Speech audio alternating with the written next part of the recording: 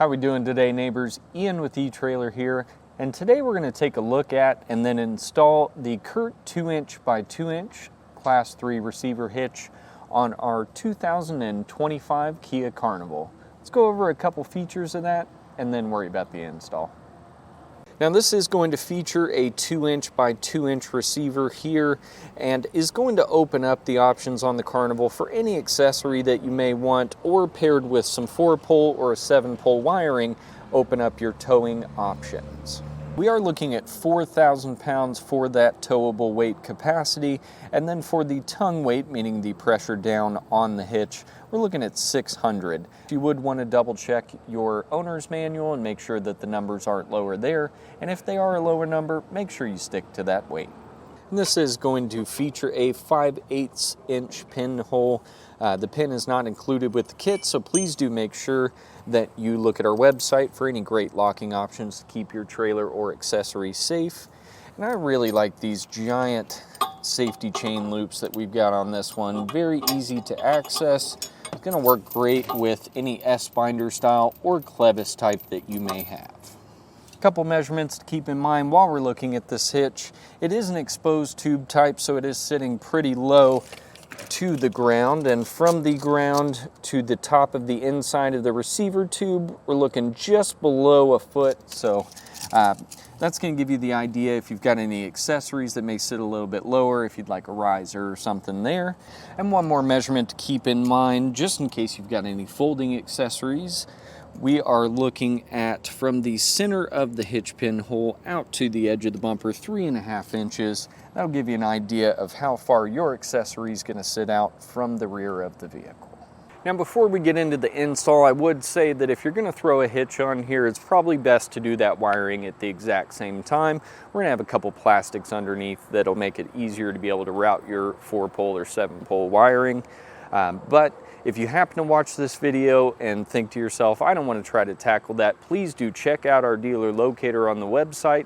We'd be happy to find you a trained professional in your area that can help get that thrown on for you. But for all those DIYers, let's go ahead and hop into that install.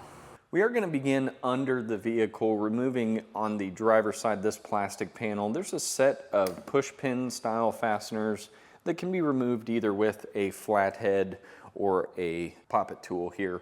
There are going to be 6 that go all the way around it, including one up at the back, and then that panel can just be removed and set aside.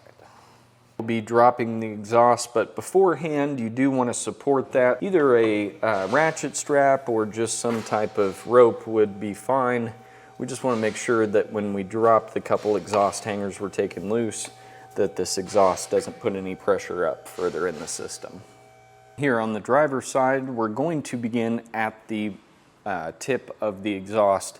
There's a hanger just to the right of that, and we'll soak that down with some soapy water solution just to try to help that isolator come loose. And then we can take either a pry tool or a long screwdriver and start to work that away from the hanger. You may have to put a little pressure up onto the hanger itself to get that to come loose.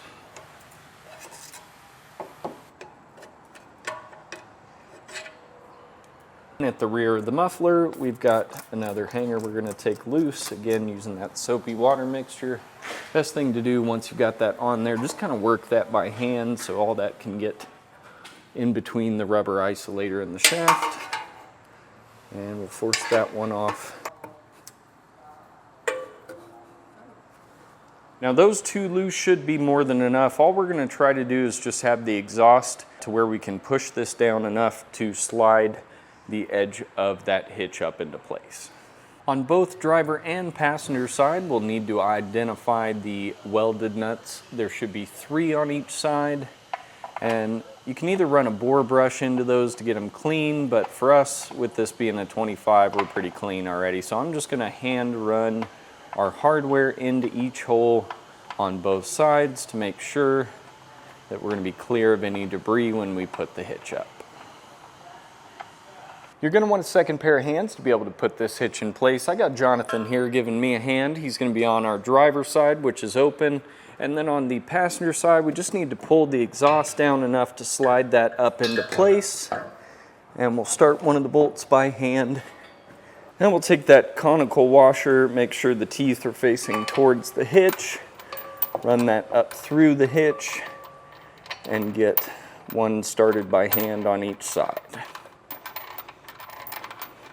Now we'll put the rest of the hardware in place, and we want to come back and just snug all those down to pull the hitch up against the frame.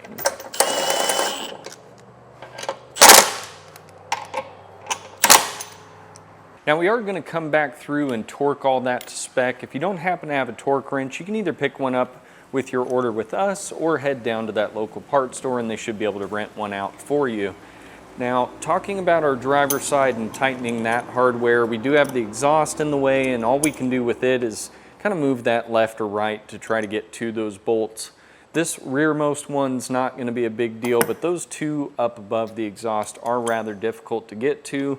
Our solution for that is going to be a 3/4 crow's foot.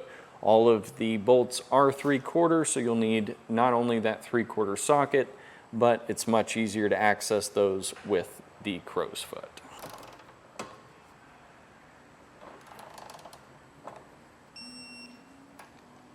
You do have that plastic trim panel underneath that driver's side, so best thing to do is just get that lined up with where it will need to sit, and then you can just continue to trim back as much as you need to make the hitch fit with that plastic, or that can be left off. With that trimmed, we can go ahead and put the panel back into place and reinstall all of the push pins except for one. And with all those torqued to spec, that's going to do for our look at and installation of the CURT 2" by 2" Class 3 trailer hitch on our 2025 Kia Carnival. My name's Ian with eTrailer, and I appreciate you watching.